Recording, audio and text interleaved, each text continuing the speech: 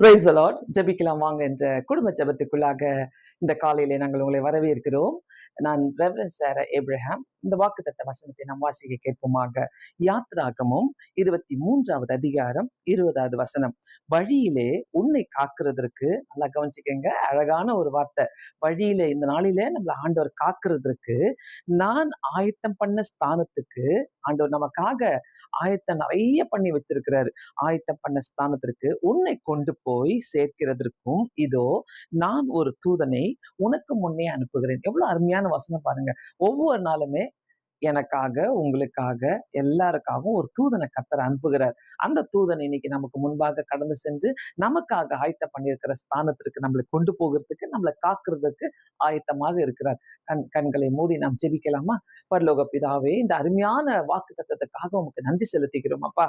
இயேசு சுவாமி, எங்களை காக்கிறதுக்கும் ஆண்டவரே, நீர் ஆண்டவரே எங்களுக்காக வைத்திருக்கிற அந்த பெஸ்ட் ஆசீர்வாதங்களை அந்த ஸ்தானத்திற்கு எங்களை கொண்டு போகிறதுக்கும் நீர் ஒரு தூதனை எங்களுக்காக ஆயத்தம் பண்ணி ஆண்டவரே இன்னைக்கு வைத்ததுக்காக நன்றி செலுத்துகிறோம். ஆண்டவரே, எங்களை நீர் இந்த வசனத்தினாலே சந்தோஷப்படுத்தினதுக்காக நன்றி செலுத்துகிறோம் அப்பா.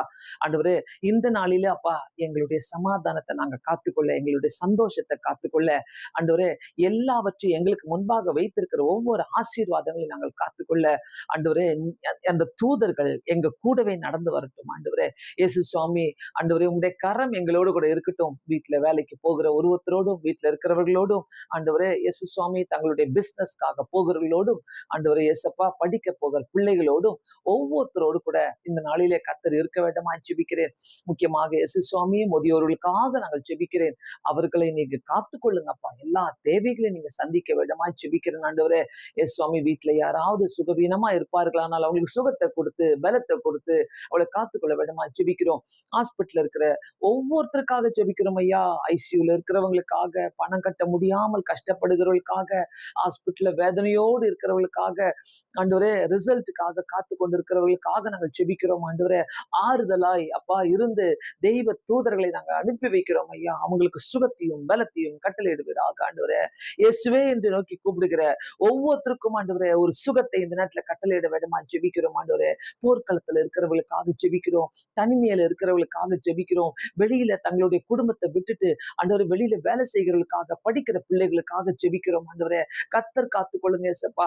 வேதனையிலும் ஆண்டவரே, கஷ்டத்திலும் ஆண்டவரே, கடன் பிரச்சனையிலும் இந்த நாளை நான் எப்படி கடப்பேன் என்று சொல்றவங்களுக்கு கூட தெய்வ ஆவியானவர் கூட இருந்து அவங்க உம்மை நோக்கி கூப்பிடும் போது நீர் உங்களுடைய தெய்வ தூதர்களை அனுப்பி உதவி செய்கிற தேவனா இருப்பதற்காக நன்றி அப்பா.